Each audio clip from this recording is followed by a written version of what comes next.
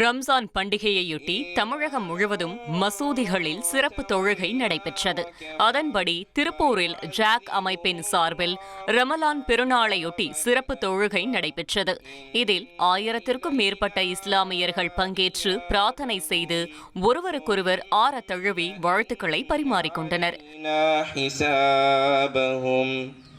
அல்லாஹு அக்பர் அல்லாஹு அக்பர் அல்லாஹு அக்பர். கன்னியாகுமரி மாவட்டத்தில் உள்ள நாகர்கோவில், கோட்டார், இளங்கடை, ஈத்கா மைதானம், லாயம், திட்டுவிளை, தக்கலை உள்ளிட்ட பல்வேறு பகுதிகளில் ரம்ஜான் சிறப்பு தொழுகை நடைபெற்றது. இதில் ஆயிரக்கணக்கான ஆண்களும் பெண்களும் சிறுவர் சிறுமிகளும் கலந்து கொண்டு பிரார்த்தனை செய்தனர். وإلى الجبال كيف نصبت وإلى الأرض كيف سطحت فذكر إنما أنت مذكر لست عليهم. நெல்லை, மேலப்பாளையம், கோட்டூர், சுத்தமல்லி உள்ளிட்ட பகுதிகளில் ரம்ஜான் பண்டிகையையொட்டி சிறப்பு தொழுகை நடைபெற்றது. மத்திய கிழக்கில் போர் சூழல் நிலவும் நிலையில் அமைதி நிலவ வேண்டி பிரார்த்தனை செய்யப்பட்டது.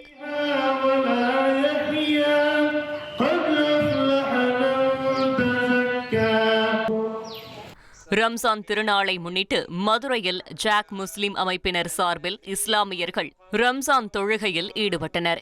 இதில் இயக்குனர் அமீர் உட்பட 2000க்கும் மேற்பட்டோர் பங்கேற்றனர். பின்னர் செய்தியாளர்களை சந்தித்த அவர் ஜனநாயகன் பட சர்ச்சை குறித்து பேசினார். நீங்க தேர்தல் ஆணையம் உச்சபட்ச அதிகாரம் கொண்டது. அது ஒரு முடிவை எடுத்திருக்கும் பொழுது அதுக்கு கட்டுப்பட வேண்டியது அனைவருக்குமான பொறுப்பு இருக்கு. அதில் கூடுதலாக இதுக்கு முன்னாடி வரைக்கும் தேர்தல் ஆணையத்தினால தேர்தல் நேரத்தில் எந்த படமும் நிறுத்தப்பட்டதாக எனக்கு நினைவில்லை. முதல் முறையாக தமிழகத்தில் அப்படி ஒரு சூழல் நடந்திருக்கு. தாவேகா தலைவருடைய திரைப்படம் தடை செய்யப்பட்டிருக்கிற காரணங்கள், அதுக்கான காரணத்தை தணிக்கைத்துறையும் சொல்லலை, அவங்களும் சொல்லலை. அந்த படத்தில் என்னதான் பிரச்சனை இருக்குன்னு, ஜனநாயகத்தில் என்ன இருக்குன்னு யாருக்குமே தெரியாது. அது ஒரு ஹிடன் அஜெண்டாவாக தான் இருக்குது.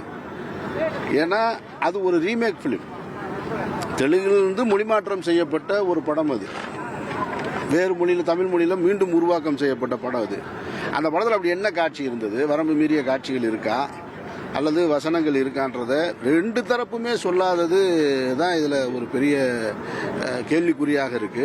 உங்கள் தந்திவன் தொலைக்காட்சியில் காதலும் கலகலப்பும் நிறைந்த ஒரு புத்தம் புதிய ஃபேண்டசி தொடர் ராஜா ராணி தினமும் இரவு 8 மணிக்கு.